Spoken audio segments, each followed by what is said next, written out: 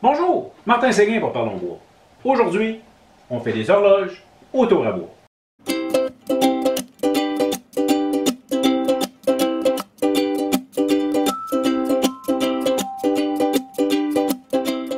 Voici un peu ce qu'on va essayer de faire, nonobstant qu'elle n'est pas complète, là, parce que je n'ai pas installé le kit avec les aiguilles dedans.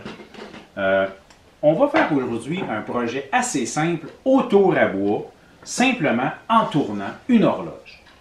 On peut, en passant, c'est un projet qui se fait également sans tour à bois. Vous pouvez utiliser justement du bois, sablez-le, mettez-le plus mince, faites-lui une forme qui vous intéresse, ça peut se faire à la toupie ou autre, et bien, vous installez, vous avez une horloge. Okay? C'est aussi simple que ça.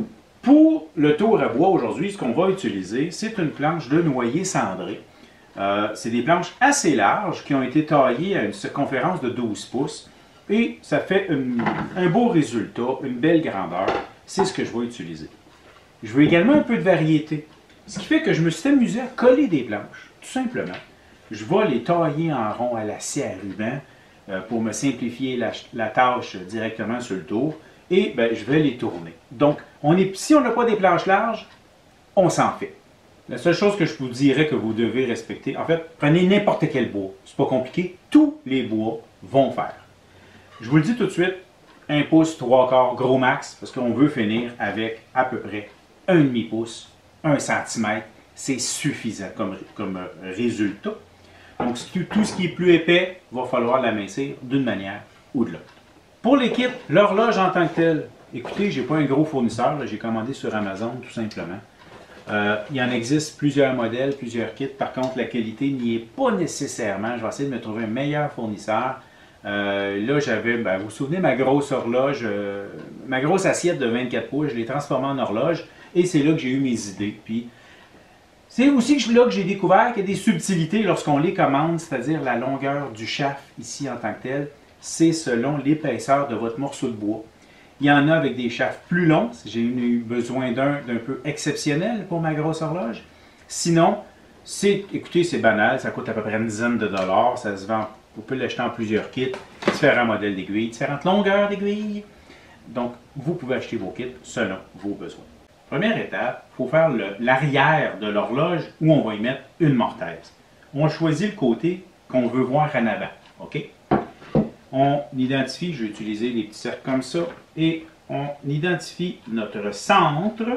Là, c'est le fun, tous les petits cercles sont faits. Je m'aligne à l'œil. Il y a un trou en plein centre. Voilà, mon centre est identifié.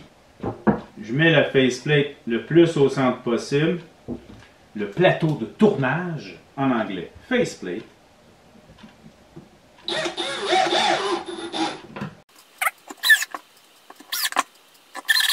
Première étape à faire, un coup qu'on est bien monté, bien sécuritaire sur le tour, c'est de venir former le derrière de l'horloge en lui faisant, dans le centre, une mortaise, un creux dans lequel on va venir rentrer le choc en expansion. C'est les mâchoires numéro 3, donc ça me donne une superficie de 3 pouces ou 7,5 cm. Je veux le faire cette grandeur-là parce que si je le fais pour les numéros 2, le rond va être trop petit et mon kit d'horloge ne rentrera pas dans la mortaise. Donc, on s'enligne pour faire au moins cette grosseur-là.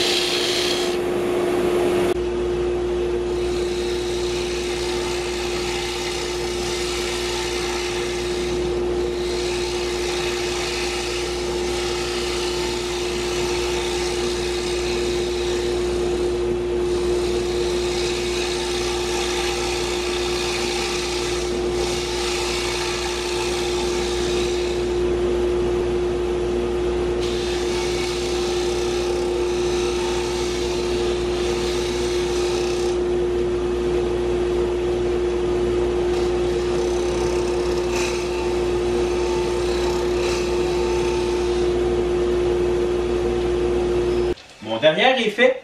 La mortaise est prête. Pas besoin de la faire très creuse. Tout ce qu'on veut, c'est que les dents rentrent dedans. Honnêtement, ici, je vais avoir un quart, 4-5 mm, c'est suffisant. La forme, ça donne quoi de faire une grosse forme? C'est en arrière. Donc, je l'arrondis un peu. Maintenant, je vais sabler tout ça. Mais j'ai fait une erreur. Savez-vous laquelle? Ben oui, j'ai oublié d'enlever ma montre. C'est une nouvelle montre que j'ai qui compte les pas, puis j'aime bien ça, mais il ne faut pas la mettre quand on tourne. Je vais l'enlever pour le restant du projet. OK, maintenant je m'installe pour sabler.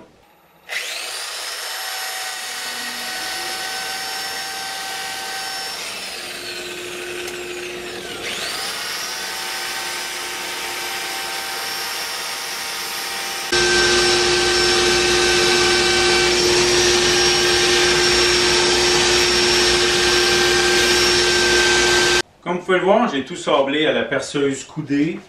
C'est très rapide, ça me donne un résultat vraiment que j'adore. Si vous voulez plus de détails sur comment faire à la perceuse coudée, vous pouvez consulter cette vidéo. Prochaine étape, on tourne la pièce de bord. Il faut faire l'horloge pour la face. Naturellement, j'ai enlevé le faceplate. J'ai installé mon mandrin. Je l'ai barré en place au cas où que j'aurais à poncer, sabler dans les deux directions. C'est toujours mieux de le barrer pour pas être sûr qu'il ne se dévisse pas à sa place.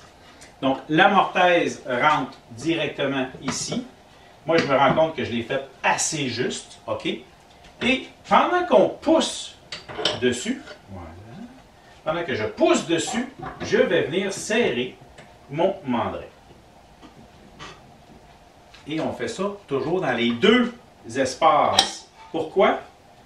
Bien, si vous ne le croyez pas, quand vous allez le faire dans le deuxième, vous allez voir, j'étais au bout du premier, mais là, j'étais encore capable d'y en donner. Donc, il pouvait être plus serré. Et en le faisant des deux bords, on s'assure justement que ben, c'est mieux. Parfait. Maintenant, je tourne la façade. Je vais faire le centre ici plus creux pour deux raisons.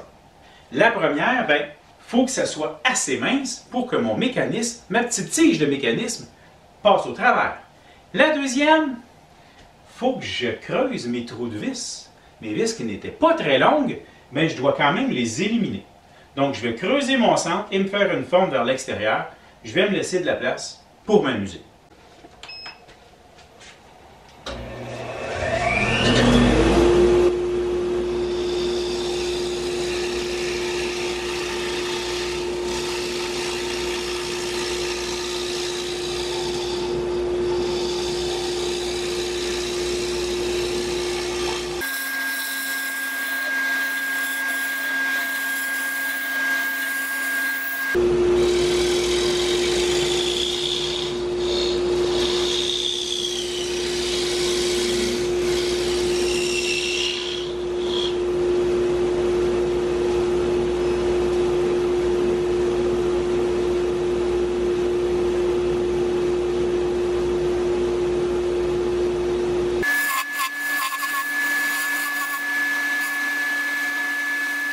Après lui avoir donné la forme que je voulais, je l'ai sablé jusqu'au 240.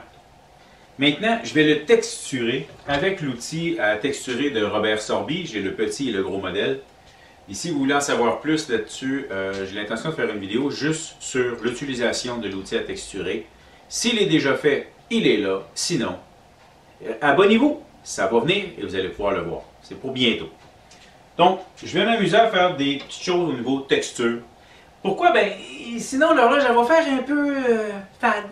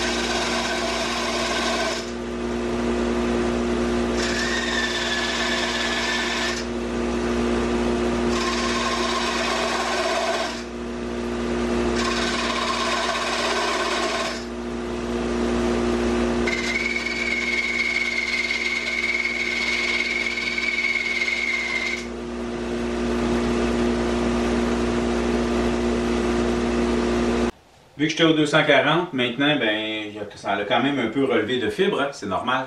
Je vais continuer avec les autres papiers 320 jusqu'à 2000.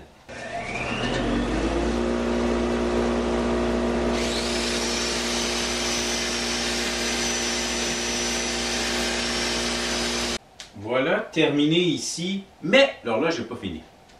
Si vous voulez mettre des chiffres, OK, ben, vous pouvez vous amuser avec votre système d'indexation sur votre tour. Il y a beaucoup de gens qui me demandent à quoi ça sert. Bien, je pourrais simplement venir m'installer et utiliser une forme de gravure ou encore juste faire des marques pour les brûler au laser par après. Comme vous voulez. Des fois, juste identifier. Et vous pourriez, en utilisant les chiffres, moi j'ai 24 points d'indexation, mais je pourrais venir marquer, là il est barré justement parce que je suis dans mon indexation.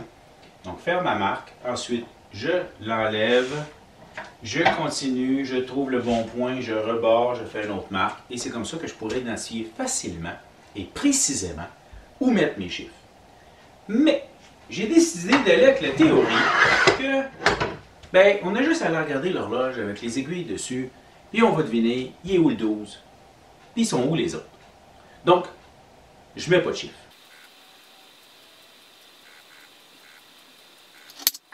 En fonction du kit que vous avez, regardez la grosseur et prenez la mèche de la bonne grandeur. C'est probablement le meilleur conseil que je peux vous donner. Parce que si vous prenez plus petit, ça ne passera pas. Puis si vous prenez plus gros, ben, ça va flotter dedans. J'espère que vous l'avez deviné, celle-là. En mesure impériale, ici j'ai 5,16 pour mes kits. Et je vais percer ça lentement parce que ben, ça va faire un peu de problème extérieur. J'utilise une brade pointe, ok, avec le bout. Il y a déjà indiqué où je perçais. Et ben j'y vais tranquillement.